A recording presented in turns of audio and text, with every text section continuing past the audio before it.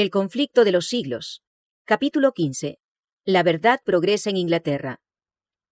Al mismo tiempo que Lutero daba la Biblia al pueblo de Alemania, Tyndale era impulsado por el Espíritu de Dios a hacer otro tanto para Inglaterra. La Biblia de Wycliffe había sido traducida del texto latino que contenía muchos errores. No había sido impresa, y el costo de las copias manuscritas era tan crecido que fuera de los ricos y de los nobles, pocos eran los que podían proporcionárselas, y como además la Iglesia las proscribía terminantemente, solo alcanzaban una circulación muy escasa. En el año 1516, o sea, un año antes de que aparecieran las tesis de Lutero, había publicado Erasmo su versión greco-latina del Nuevo Testamento.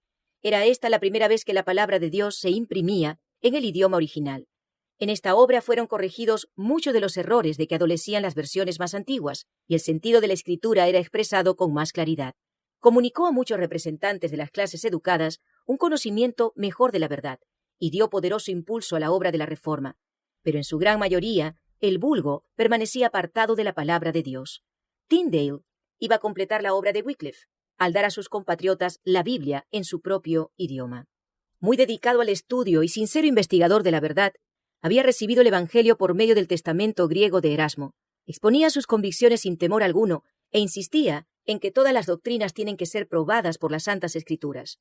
Al aserto papista de que la Iglesia había dado la Biblia y de que solo la Iglesia podía explicarla, contestaba Tyndale: ¿sabéis quién enseñó a las águilas a buscarse su presa? Ese mismo Dios es el que enseña a sus hijos hambrientos a encontrar a su Padre en su palabra. Lejos de habernos dado vosotros las Santas Escrituras, las habéis escondido de nuestra vista, y sois vosotros los que quemáis a los que las escudriñan. Y si pudierais, quemáis también las mismas Escrituras. La predicación de Tyndale despertó mucho interés y numerosas personas aceptaron la verdad, pero los sacerdotes andaban alerta y no bien se hubo alejado del campo de sus trabajos, cuando ellos, valiéndose de amenazas y de engaños, se esforzaron en destruir su obra y con éxito muchas veces. «¡Ay!», decía él, «¿qué hacer? Mientras que yo siembro en un punto, el enemigo destruye lo que dejé sembrado en otro. No me es posible estar a la vez en todas partes. Oh, si los cristianos poseyesen la Biblia en su propio idioma, serían capaces de resistir a estos sofistas. Sin las Santas Escrituras es imposible confirmar a los legos en la verdad». Un nuevo propósito surgió entonces en su mente. Era en la lengua de Israel, decía, en que se cantaban los salmos en el templo de Jehová. ¿Y no resonará el Evangelio entre nosotros en la lengua de Inglaterra? ¿Será posible que la Iglesia tenga menos luz a mediodía que al alba? Los cristianos deben leer el Nuevo Testamento en su lengua materna. Los doctores y maestros de la Iglesia estaban en desacuerdo. Solamente por la Biblia podían los hombres llegar a la verdad. Uno sostiene a este doctor, otro a aquel, y cada escritor contradice a los demás. ¿De qué manera puede uno saber quién dice la verdad y quién enseña el error? ¿Cómo? En verdad, ello es posible solamente por medio de la palabra de Dios. Fue poco después cuando un sabio doctor papista, que sostenía con él una acalorada controversia, exclamó: «Mejor sería para nosotros estar sin la ley de Dios que sin la del Papa». Tyndale repuso: «Yo desafío al Papa y todas sus leyes, y si Dios me guarda con vida, no pasarán muchos años sin que haga yo que un muchacho que trabaje en el arado sepa de las Escrituras más que vos». Así, confirmado su propósito de dar a su pueblo el Nuevo Testamento en su propia lengua, Tyndale puso inmediatamente manos a la obra. Echado de su casa por la persecución, fuese a Londres y allí, por algún tiempo, prosiguió sus labores sin interrupción. Pero al fin la saña de los papistas le obligó a huir. Toda Inglaterra parecía cerrársele y resolvió buscar refugio en Alemania. Allí dio principio a la publicación del Nuevo Testamento en inglés. 2 veces su trabajo fue suspendido, pero cuando le prohibían imprimirlo en una ciudad, se iba a otra. Finalmente, se dirigió a Worms, donde unos cuantos años antes Lutero había defendido el Evangelio ante la Dieta. En aquella antigua ciudad había muchos amigos de la Reforma, y allí prosiguió Tyndale sus trabajos sin más trabas. Pronto salieron de la imprenta 3.000 ejemplares del Nuevo Testamento, y en el mismo año se hizo otra edición. Con gran concentración de espíritu y perseverancia, prosiguió sus trabajos. A pesar de la vigilancia con que las autoridades de Inglaterra guardaban los puertos, la palabra de Dios llegó de varios modos a Londres, y de allí circuló por todo el país. Los papistas trataron de suprimir la verdad, pero en vano. El obispo de Durham compró de una sola vez a un librero amigo de Tyndale todo el surtido de Biblias que tenía, para destruirlas. suponiendo que de esta manera estorbaría en algo la circulación de las Escrituras. Pero por el contrario, el dinero así conseguido fue suficiente para hacer una edición nueva y más elegante, que de otro modo no hubiera podido publicarse. Cuando Tyndale fue aprehendido posteriormente, le ofrecieron la libertad a condición de que revelase los nombres de los que le habían ayudado a sufragar los gastos de impresión de sus Biblias. Él contestó que el obispo de Durham le había ayudado más que nadie, porque al pagar una gran suma por las Biblias que había en existencia, le había ayudado eficazmente para seguir adelante con valor. La traición entregó a Tyndale a sus enemigos y quedó preso por muchos meses. Finalmente dio testimonio de su fe por el martirio, pero las armas que él había preparado sirvieron para ayudar a otros soldados a seguir batallando a través de los siglos hasta el día de hoy. Latimer sostuvo desde el púlpito que la Biblia debía ser leída en el lenguaje popular. El autor de las Sagradas Escrituras, decía él, es Dios mismo, y ellas participan del poder y de la eternidad de su autor. No hay rey, ni emperador, ni magistrado, ni gobernador que no esté obligado a obedecer su santa palabra. Cuidémonos de las sendas laterales y sigamos el camino recto de la palabra de Dios. No andemos como andaban nuestros padres, ni tratemos de saber lo que hicieron, sino lo que hubieran debido hacer. H. Latimer, First Sermon Preached Before King Edward VI. Barnes y Frith, fieles amigos de Tyndale, se levantaron en defensa de la verdad. Siguieron después Cranmer y los Ridley. Estos caudillos de la Reforma inglesa eran hombres instruidos, y casi todos habían sido muy estimados por su fervor y su piedad cuando estuvieron en la comunión de la Iglesia romana. Su oposición al papado fue resultado del conocimiento que tuvieron de los errores de la Santa Sede. Por estar familiarizados con los misterios de Babilonia, tuvieron más poder para alegar contra ella. Ahora voy a hacer una pregunta peregrina, decía Latimer. ¿Sabéis cuál es el obispo y prelado más diligente de toda Inglaterra? Veo que escucháis y que deseáis conocerle. Pues os diré quién es. Es el diablo. Nunca está fuera de su diócesis. Id a verle cuando queráis. Siempre está en casa. Siempre está con la mano en el arado. Os aseguro que nunca lo encontraréis ocioso. En donde el diablo vive, abajo los libros, vivan los cirios. Mueran las Biblias y vivan los rosarios. Abajo las luz del Evangelio y viva la de los cirios, aún a mediodía.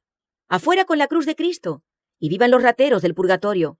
Nada de vestir a los desnudos, a los pobres, a los desamparados. Y vamos, adornando imágenes y ataviando alegremente piedras y palos. Arriba las tradiciones y leyes humanas, abajo Dios y su santísima palabra. Mal haya que no sean nuestros prelados tan diligentes en sembrar buenas doctrinas como Satanás lo es, para sembrar abrojos y cizaña. Sermon of the Plough. El gran principio que sostenían estos reformadores, el mismo que sustentaron los valdenses, Wycliffe, Juan Hus, Lutero, Zwinglio, y los que se unieron a ellos, era la infalible autoridad de las Santas Escrituras como regla de fe y práctica. Negaban a los papas, a los concilios, a los padres y a los reyes todo derecho para dominar las conciencias en asuntos de religión. La Biblia era su autoridad y por las enseñanzas de ella juzgaban todas las doctrinas y exigencias. La fe en Dios y en su palabra era la que sostenía a estos santos varones cuando entregaban su vida en la hoguera.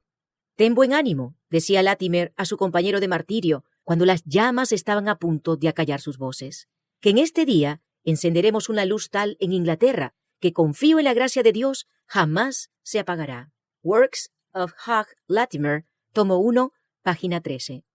En Escocia, la semilla de la verdad esparcida por Colombano y sus colaboradores no se había malogrado nunca por completo. Centenares de años después que las iglesias de Inglaterra se hubieron sometido al Papa, las de Escocia conservaban aún su libertad. En el siglo XII, sin embargo, se estableció en ella el romanismo, y en ningún otro país ejerció un dominio tan absoluto. En ninguna parte fueron más densas las tinieblas. Con todo, rayos de luz penetraron la oscuridad, trayendo consigo la promesa de un día por venir. Los Lollardos, que vinieron de Inglaterra con la Biblia y las enseñanzas de Wycliffe, hicieron mucho por conservar el conocimiento del Evangelio, y cada siglo tuvo sus confesores y sus mártires. Con la iniciación de la Gran Reforma vinieron los escritos de Lutero y luego el Nuevo Testamento inglés de Tyndale. Sin llamar la atención del clero, aquellos silenciosos mensajeros cruzaban montañas y valles, reanimando la antorcha de la verdad que parecía estar a punto de extinguirse en Escocia, y deshaciendo la obra que Roma realizara en los 4 siglos de opresión que ejerció en el país. Entonces la sangre de los mártires dio nuevo impulso al movimiento de la Reforma. Los caudillos papistas despertaron repentinamente ante el peligro que amenazaba su causa, y llevaron a la hoguera a algunos de los más nobles y más honorables hijos de Escocia. Pero con esto no hicieron más que cambiar la hoguera en púlpito, desde el cual las palabras dichas por esos mártires, al morir, resonaron por toda la tierra escocesa y crearon en el alma del pueblo el propósito bien decidido de libertarse de los grillos de Roma. Hamilton y Wishart, príncipes por su carácter y por su nacimiento, y con ellos un largo séquito de más humildes discípulos, entregaron sus vidas en la hoguera. Empero, de la ardiente pira de Wishart, volvió uno a quien las llamas no iban a consumir, uno que bajo la dirección de Dios iba a hacer oír el toque de difuntos por el papado de Escocia. Juan Knox se había apartado de las tradiciones y de los misticismos de la Iglesia para nutrirse de las verdades de la palabra de Dios, y las enseñanzas de Wishart le confirmaron en la resolución de abandonar la comunión de Roma y unirse con los perseguidos reformadores. Solicitado por sus compañeros para que desempeñase el cargo de predicador, rehuyó temblando esta responsabilidad y solo después de unos días de meditación y lucha consigo mismo consintió en llevarla. Pero una vez aceptado el puesto, siguió adelante con inquebrantable resolución y con valor a toda prueba por toda la vida. Este sincero reformador no tuvo jamás miedo de los hombres. El resplandor de las hogueras no hizo más que dar a su fervor mayor intensidad. Con el hacha del tirano pendiente sobre su cabeza y amenazándole de muerte, permanecía firme y asestando golpes a diestra y a siniestra para demoler la idolatría. Cuando lo llevaron ante la reina de Escocia, en cuya presencia flaqueó el valor de más de un caudillo protestante, Juan Knox testificó firme y denodadamente por la verdad. No podían ganarlo con halagos ni intimidarlo con amenazas. La reina le culpó de herejía. Había enseñado al pueblo una religión que estaba prohibida por el Estado, y con ello, añadía ella, transgredía el mandamiento de Dios que ordena a los súbditos obedecer a sus gobernantes. Knox respondió con firmeza: como la religión verdadera no recibió de los gobernantes su fuerza original ni su autoridad, sino sólo del eterno Dios, así tampoco deben los súbditos amoldar su religión al gusto de sus reyes, porque muy a menudo son los príncipes los más ignorantes de la religión verdadera. Si toda la simiente de Abraham hubiera sido de la religión del faraón, del cual fueron súbditos por largo tiempo, os pregunto, señora, ¿qué religión habría hoy en el mundo? Y si en los días de los apóstoles todos hubieran sido de la religión de los emperadores de Roma, decidme, señora, ¿qué religión habría hoy en el mundo? De esta suerte, señora, podéis comprender que los súbditos no están obligados a sujetarse a la religión de sus príncipes, si bien les está ordenado obedecerles. María respondió: vos interpretáis las escrituras de un modo, y ellos, los maestros romanistas, las interpretan de otro. ¿A quién creeré? ¿Y quién será juez en este asunto? Debéis creer en Dios, que habla con sencillez en su palabra, contestó el reformador. Y más de lo que ella os diga, no debéis creer, ni de unos ni de otros. La palabra de Dios es clara. Y si parece haber oscuridad en algún pasaje, el Espíritu Santo, que nunca se contradice a sí mismo, se explica con más claridad en otros pasajes, de modo que no queda lugar a duda, sino para el ignorante. David Lane, Works of John Knox, tomo 2, páginas 281-284. Tales fueron las verdades que el intrépido reformador, con peligro de su vida, dirigió a los oídos reales. Con el mismo valor indómito, se aferró a su propósito y siguió orando y combatiendo como fiel soldado del Señor hasta que Escocia quedó libre del papado. En Inglaterra, el establecimiento del protestantismo como religión nacional hizo menguar la persecución, pero no la hizo cesar por completo. Aunque muchas de las doctrinas de Roma fueron suprimidas, se conservaron muchas de sus formas de culto. La supremacía del Papa fue rechazada, pero en su lugar se puso al monarca como cabeza de la Iglesia. Mucho distaban aún los servicios de la Iglesia de la pureza y sencillez del Evangelio. El gran principio de la libertad religiosa no era aún entendido. Si bien es verdad que pocas veces apelaron los gobernantes protestantes a las horribles crueldades de que se valía Roma contra los herejes, no se reconocía el derecho que tiene todo hombre de adorar a Dios según los dictados de su conciencia. Se exigía de todos que aceptaran las doctrinas y observaran las formas de culto prescritas por la Iglesia establecida. Aún se siguió persiguiendo a los disidentes por centenares de años, con mayor o menor encarnizamiento. En el siglo XVII, millares de pastores fueron depuestos de sus cargos. Se le prohibió al pueblo, so pena de fuertes multas, prisión y destierro, que asistiera a cualesquiera reuniones religiosas que no fueran las sancionadas por la Iglesia. Los que no pudieron dejar de reunirse para adorar a Dios, tuvieron que hacerlo en callejones oscuros, en sombrías buhardillas y en estaciones propicias en los bosques a medianoche. En la protectora espesura de la floresta, como el templo hecho por Dios, aquellos esparcidos y perseguidos hijos del Señor se reunían para derramar sus almas en plegarias y alabanzas. Pero a despecho de todas estas precauciones, muchos sufrieron por su fe. Las cárceles rebosaban. Las familias eran divididas. Muchos fueron desterrados a tierras extrañas. Sin embargo, Dios estaba con su pueblo y la persecución no podía acallar su testimonio. Muchos cruzaron el océano y se establecieron en Norteamérica, donde echaron los cimientos de la libertad civil y religiosa que fueron baluarte y gloria de los Estados Unidos. Otra vez, como en los tiempos apostólicos, la persecución contribuyó al progreso del Evangelio. En una asquerosa mazmorra, atestada de reos y libertinos, Juan Bunyan respiró el verdadero ambiente del cielo y escribió su maravillosa alegoría del viaje del peregrino de la ciudad de destrucción a la ciudad celestial.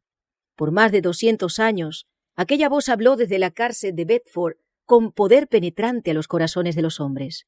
El viador y la gracia abundante para el mayor de los pecadores han guiado a muchos por el sendero de la vida eterna.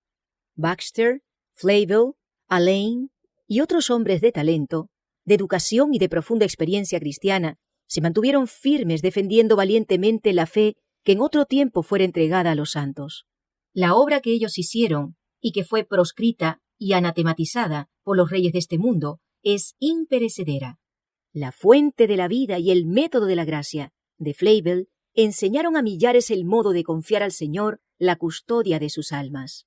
El pastor reformado, de Baxter, fue una verdadera bendición para muchos que deseaban un avivamiento de la obra de Dios, y su descanso eterno de los santos cumplió su misión de llevar almas al descanso que queda para el pueblo de Dios.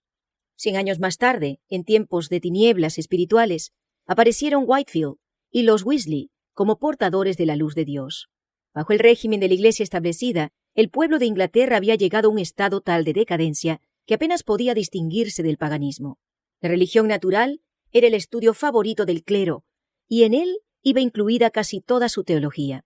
La aristocracia hacía escarnio de la piedad y se jactaba de estar por sobre lo que llamaba su fanatismo, en tanto que el pueblo bajo vivía en la ignorancia y el vicio, y la Iglesia no tenía valor ni fe para seguir sosteniendo la causa de la verdad ya decaída.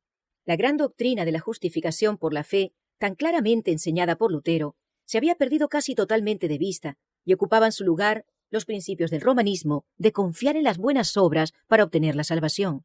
Whitefield y los Wesley, miembros de la Iglesia establecida, buscaban con sinceridad el favor de Dios, que según se les había enseñado, se conseguía por medio de una vida virtuosa y por la observancia de los ritos religiosos. En cierta ocasión en que Carlos Wesley cayó enfermo y pensaba que estaba próximo su fin, se le preguntó en qué fundaba su esperanza de la vida eterna. Su respuesta fue: «He hecho cuanto he podido por servir a Dios». Pero como el amigo que le dirigiera la pregunta no parecía satisfecho con la contestación, Wesley pensó: «¿Qué? ¿No son suficientes mis esfuerzos para fundar mi esperanza? ¿Me privaría de mis esfuerzos? No tengo otra cosa en que confiar». Tales eran las tinieblas que habían caído sobre la Iglesia y ocultaban la expiación, despojaban a Cristo de su gloria y desviaban la mente de los hombres de su única esperanza de salvación, la sangre del Redentor crucificado.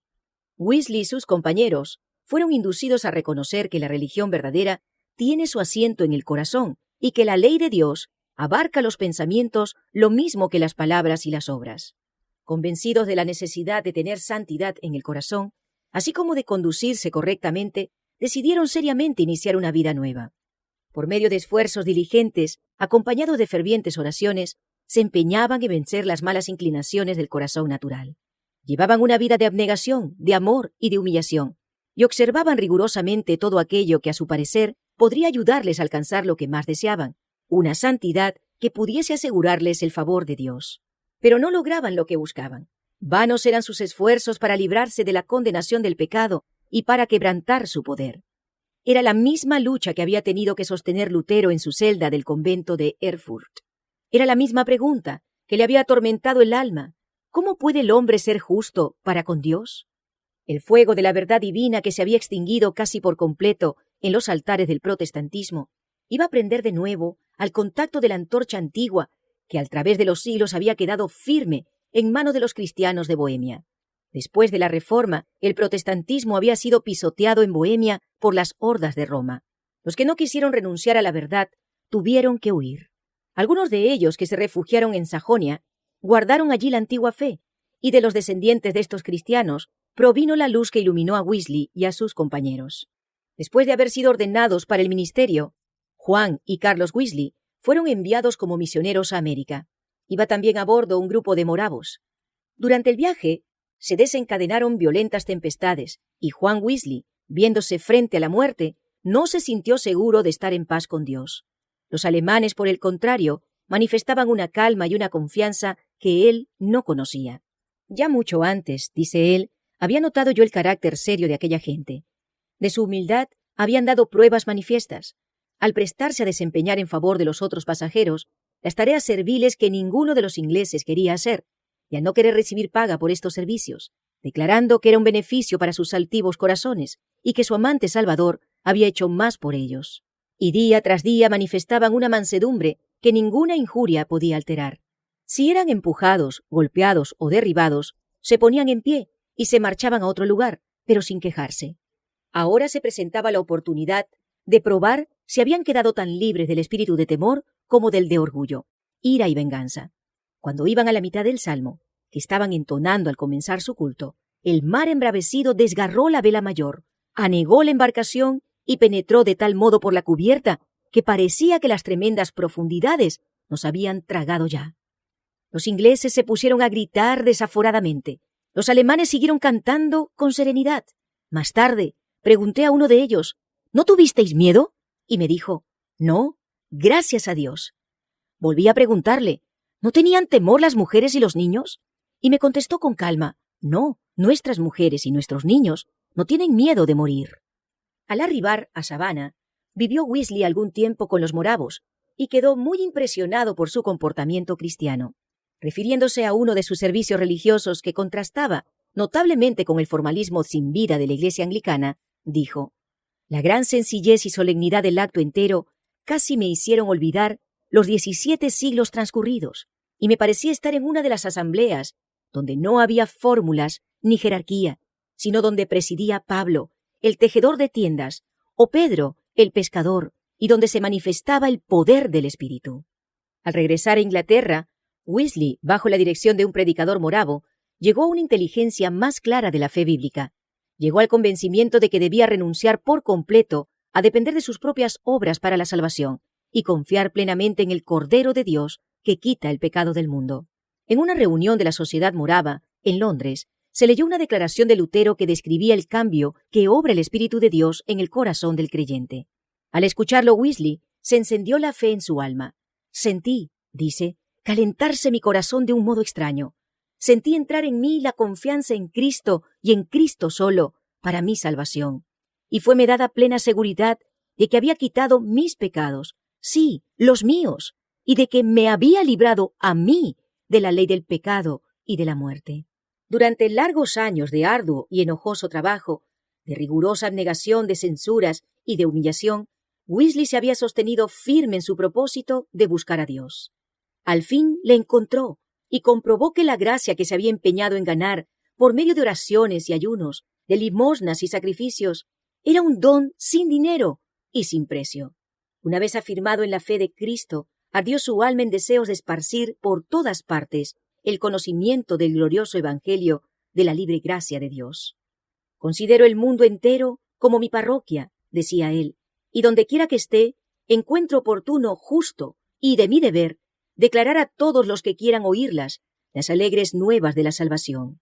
Si yo llevando una vida de abnegación y rigor, ya no como base, sino como resultado de la fe, no como raíz, sino como fruto de la santidad. La gracia de Dios en Cristo es el fundamento de la esperanza del cristiano, y dicha gracia debe manifestarse en la obediencia.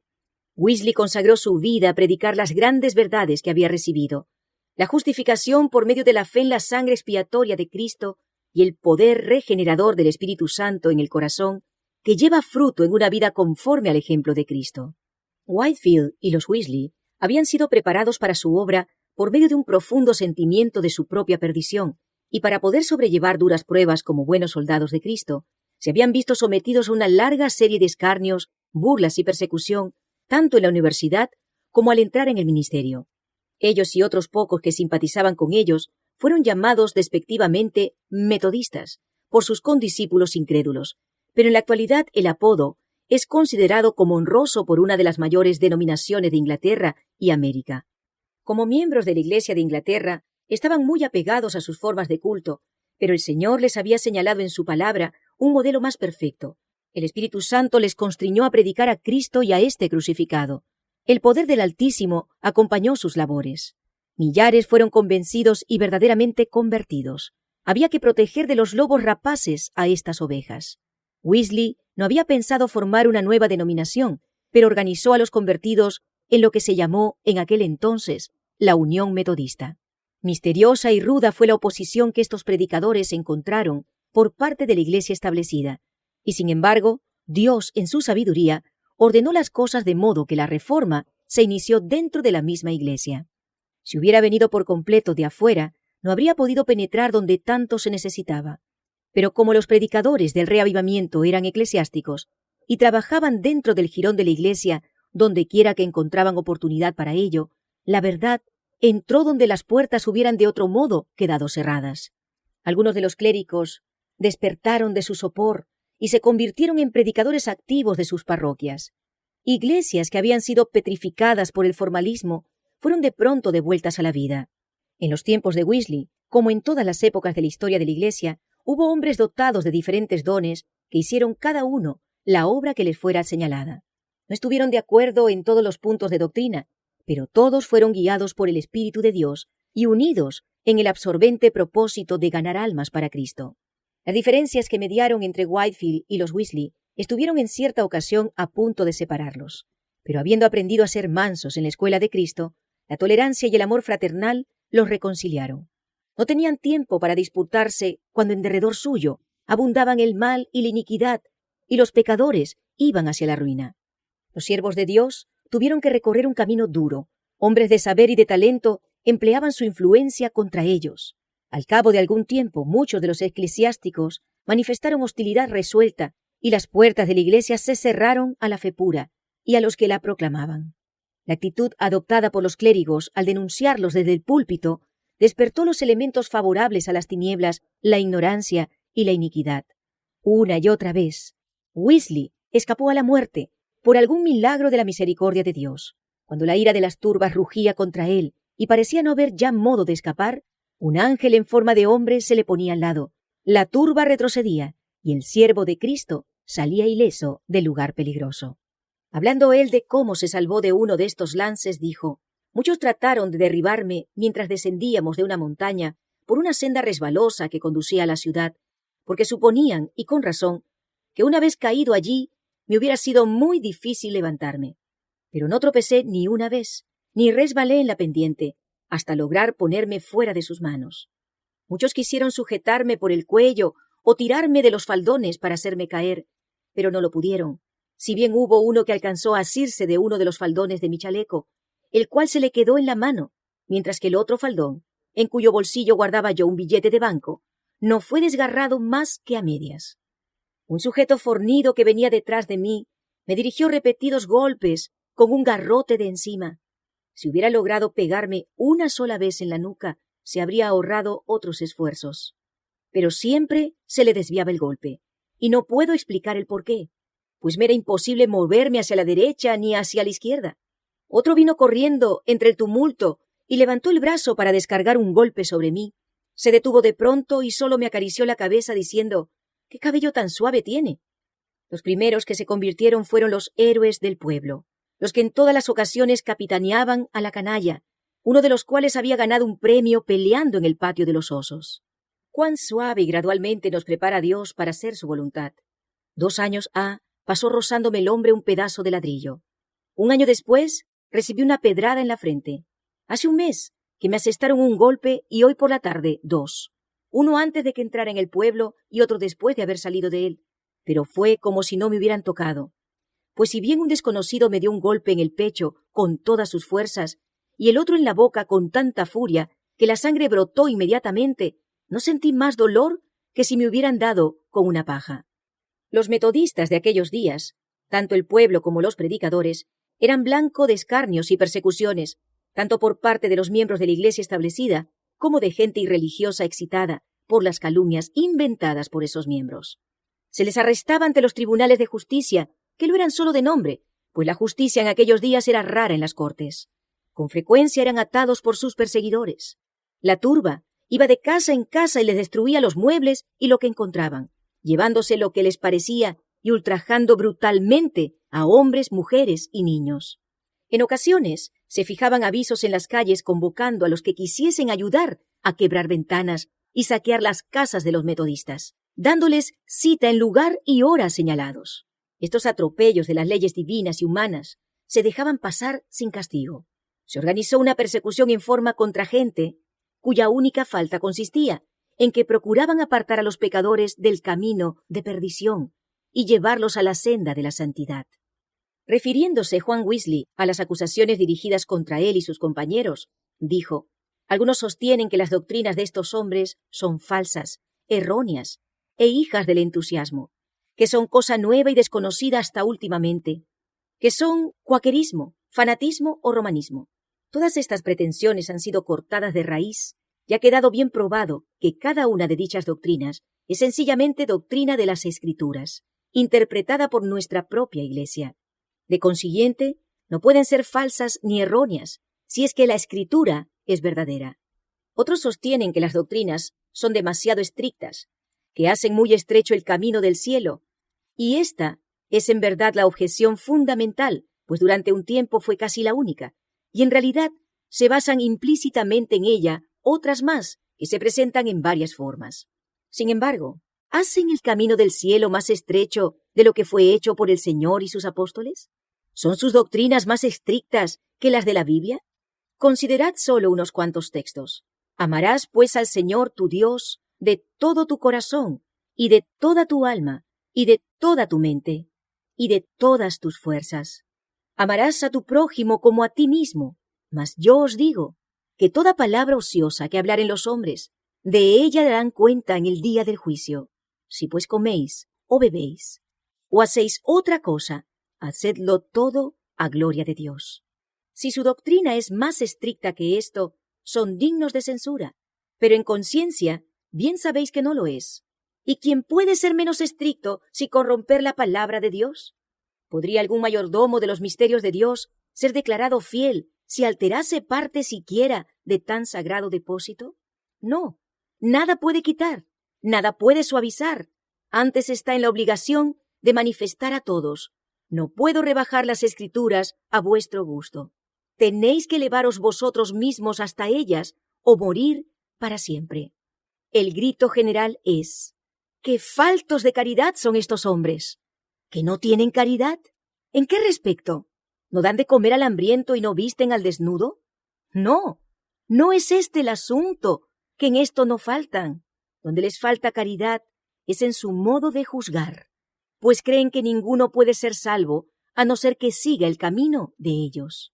El decaimiento espiritual que se había dejado sentir en Inglaterra poco antes del tiempo de Wesley era debido en gran parte a las enseñanzas contrarias a la ley de Dios o antinomianismo. Muchos afirmaban que Cristo había abolido la ley moral y que los cristianos no tenían obligación de observarla, que el creyente está libre de la esclavitud de las buenas obras. Otros, si bien admitían la perpetuidad de la ley, declaraban que no había necesidad de que los ministros exhortaran al pueblo a que obedeciera los preceptos de ella, puesto que los que habían sido elegidos por Dios para ser salvos eran llevados por el impulso irresistible de la gracia divina a practicar la piedad y la virtud, mientras los sentenciados a eterna perdición no tenían poder para obedecer a la ley divina. Otros, que también sostenían que los elegidos no pueden ser destituidos de la gracia ni perder el favor divino, llegaban a la conclusión aún más horrenda de que sus malas acciones no son en realidad pecaminosas, ni pueden ser consideradas como caso de violación de la ley divina, y que en consecuencia Los tales no tienen por qué confesar sus pecados, ni romper con ellos por medio del arrepentimiento. Por lo tanto, declaraban que aún uno de los pecados más viles, considerado universalmente como enorme violación de la ley divina, no es pecado a los ojos de Dios, siempre que lo hubiera cometido uno de los elegidos, porque es característica esencial y distintiva de estos, que no pueden hacer nada que desagrade a Dios, ni que sea contrario a la ley.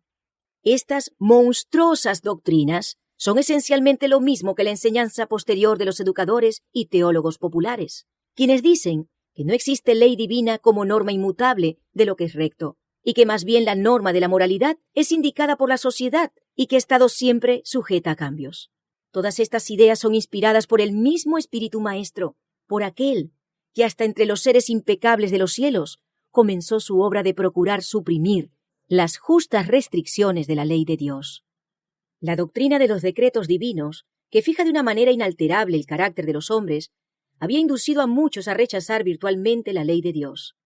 Wesley se oponía tenazmente a los errores de los maestros del antinomianismo y probaba que son contrarios a las Escrituras, porque la gracia de Dios, que trae salvación a todos los hombres, se manifestó, porque esto es bueno y agradable delante de Dios nuestro Salvador, el cual quiere que todos los hombres sean salvos y que vengan al conocimiento de la verdad, porque hay un Dios, asimismo un mediador entre Dios y los hombres, Jesucristo hombre, el cual se dio a sí mismo en precio del rescate por todos. El Espíritu de Dios es concedido libremente para que todos puedan echar mano de los medios de salvación. Así es como Cristo, la luz verdadera, alumbra a todo hombre que viene a este mundo. Los hombres se privan de la salvación porque rehúsan voluntariamente la dádiva de vida. En contestación al aserto de que a la muerte de Cristo quedaron abolidos los preceptos del Decálogo, juntamente con los de la ley ceremonial, decía Wesley, la ley moral, contenida en los 10 mandamientos y sancionada por los profetas, Cristo no la abolió. Al venir al mundo, no se propuso suprimir parte alguna de ella. Esta es una ley que jamás puede ser abolida, pues permanece firme como fiel testigo en los cielos. Existía desde el principio del mundo, habiendo sido escrita no en tablas de piedra, sino en el corazón de todos los hijos de los hombres al salir de manos del Creador. Y no obstante estar ahora borradas en gran manera por el pecado, las letras tiempo atrás escritas por el dedo de Dios no pueden serlo del todo mientras tengamos conciencia alguna del bien y del mal. Cada parte de esta ley ha de seguir en vigor para toda la humanidad y por todos los siglos, porque no depende de ninguna consideración de tiempo, ni de lugar, ni de ninguna otra circunstancia sujeta a alteración, sino que depende de la naturaleza de Dios mismo, de la del hombre y de la invariable relación que existe entre uno y otro. No he venido para abrogar, sino a cumplir. Sin duda quiere el Señor dar a entender en este pasaje, según se colige por el contexto, que vino a establecerla en su plenitud a despecho de cómo puedan interpretarla los hombres, que vino a aclarar plenamente lo que en ella pudiera haber de oscuro. Vino para poner de manifiesto la verdad y la importancia de cada una de sus partes, para demostrar su longitud y su anchura, y la medida exacta de cada mandamiento que la ley contiene, y al mismo tiempo la altura y la profundidad, la inapreciable pureza y la espiritualidad de ella en todas sus secciones. Wesley demostró la perfecta armonía que existe entre la ley y el Evangelio. Existe, pues, entre la ley y el Evangelio la relación más estrecha que se pueda concebir. Por una parte, la ley nos abre continuamente paso hacia el Evangelio y nos lo señala. Y por otra, el Evangelio nos lleva constantemente a un cumplimiento exacto de la ley. La ley, por ejemplo, nos exige que amemos a Dios y a nuestro prójimo, y que seamos mansos, humildes y santos. Nos sentimos incapaces de estas cosas, y aún más, sabemos que a los hombres esto es imposible. Pero vemos una promesa de Dios de darnos ese amor y de hacernos humildes, mansos y santos. Nos acogemos a este Evangelio y a estas alegres nuevas. Se nos da conforme a nuestra fe, y la justicia de la ley se cumple en nosotros, por medio de la fe que es en Cristo Jesús. Entre los más acérrimos enemigos del Evangelio de Cristo, dijo Wesley, se encuentran aquellos que juzgan la ley misma abierta y explícitamente y hablan mal de ella, que enseñan a los hombres a quebrantar, a disolver o anular la obligación que impone, no solo uno de los mandamientos de la ley, ya sea el menor o el mayor, sino todos ellos de una vez. La más sorprendente de todas las circunstancias que acompañan a este terrible engaño consiste en que los que se entregan a él creen que realmente honran a Cristo cuando anulan su ley, y que ensalzan su carácter mientras destruyen su doctrina. Sí, le honran, como le honró Judas cuando le dijo, «Salve, maestro», y le besó. Y él podría decir también a cada uno de ellos, «¿Con beso entregas al Hijo del Hombre?» No es otra cosa que entregarle con un beso, hablar de su sangre y despojarle al mismo tiempo de su corona, despreciar una parte de sus preceptos con el pretexto de hacer progresar su evangelio. Y en verdad, nadie puede eludir el cargo si predica la fe de una manera que directa o indirectamente haga caso omiso de algún aspecto de la obediencia. Si predica a Cristo de un modo que anule o debilite en algo el más pequeño de los mandamientos de Dios. Y a los que insistían en que la predicación del Evangelio satisface todas las exigencias de la ley, Wesley replicaba, «Lo negamos rotundamente. No satisface ni siquiera el primer fin de la ley, que es convencer a los hombres de su pecado, despertar a los que duermen aún al borde del infierno. El apóstol Pablo dice que por medio de la ley es el conocimiento del pecado, y mientras no esté el hombre completamente convencido de sus pecados, no puede sentir verdaderamente la necesidad de la sangre expiatoria de Cristo. Como lo dijo nuestro Señor, los sanos no tienen necesidad de médico, sino los enfermos. Es por lo tanto absurdo ofrecerle médico al que está sano, o que cuando menos cree estarlo. Primeramente tenéis que convencerle de que está enfermo. De otro modo, no os agradecerá la molestia que por él os dais. Es igualmente absurdo ofrecer a Cristo a aquellos cuyo corazón no ha sido quebrantado todavía. De modo que al predicar el Evangelio de la gracia de Dios, Wesley, como su maestro, procuraba engrandecer la ley y hacerla honorable. Hizo fielmente la obra que Dios le encomendara, y gloriosos fueron los resultados que le fue dado contemplar. Hacia el fin de su larga vida de más de 80 años, de los cuales consagró más de medio siglo a su ministerio itinerante, sus fieles adherentes sumaban más de 500,000 de almas.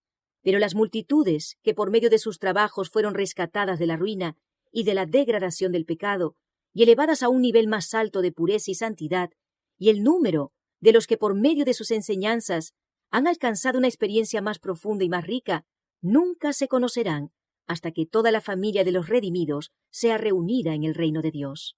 La vida de Wesley encierra una lección de incalculable valor para cada cristiano. Ojalá que la fe y la humanidad, el celo incansable, la abnegación y el desprendimiento de este siervo de Cristo se reflejasen en las iglesias de hoy.